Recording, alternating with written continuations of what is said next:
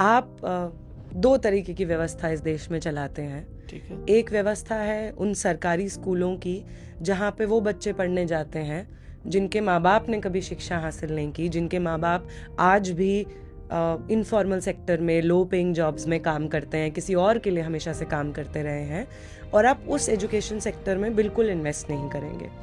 आप बजट का सिग्निफिकेंट हिस्सा जो लंबे समय से स्टूडेंट मूवमेंट की डिमांड रही है, वो हिस्सा आप एजुकेशन में इन्वेस्ट करने के लिए तैयार नहीं है। आप तैयार नहीं है सरकारी स्कूल्स में पढ़ाने वाले अध्यापकों की ट्रेनिंग करने के लिए। आप तैयार नहीं है इस चीज़ को एक्सेप्ट करने के लिए कि जो नौकरियां सरकारी स्कूलों में पढ़ने वाले बच्चों के माँ बाप करते हैं, उन नौकरियों में सरकारी नौकरियों में आरक्षण हो ताकि लोग वहाँ पे जाकर के पढ़ सकें।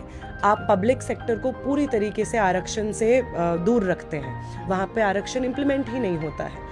और इस तरीके की एक व्यवस्था में समाज का एक पूरा सेक्शन बड़ा होता है, पढ़ता है, हिंदी मीडियम में पढ़ता है, एक टीचर 2 से लेकर 10वीं क्लास तक पढ़ाता है, वो टीचर कभी आता है कभी नहीं आता है।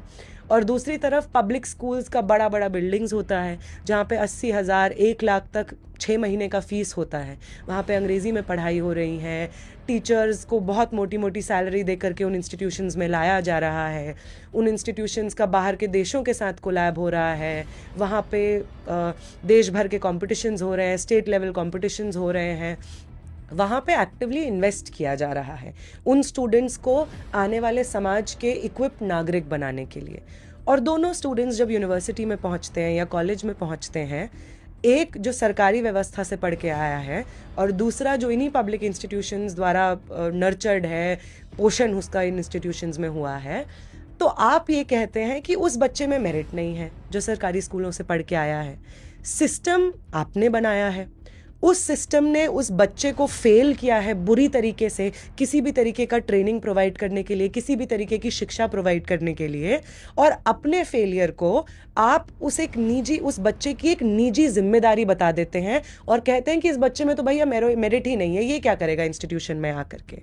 तो इसी तरीके की चीज़ को समझना बहुत ज़रूरी है उन सब लोगों के लिए जिनको शायद आहत महसूस होता है जब ब्राह्मणवाद मुर्दाबाद लगता है।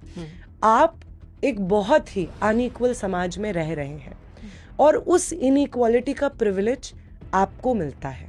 ठीक है। आपको वो महसूस नहीं होता होगा, आपको बिल्कुल लगता होगा कि आप मेहनत करके आए हैं, क्योंकि हो भी सकता है सच में आपने मेहनत की है, उसमें कोई दिक्कत की बात नहीं है, लेकिन वो मेहनत के पीछे का जो पूरा तंत्र है वो कास्ट प्रिविलेज का तंत्र है ना, क्लास प्रिविलेज का तंत्र है। तो वो किसी और के पास नहीं है। और जब आपको ये एहसास होता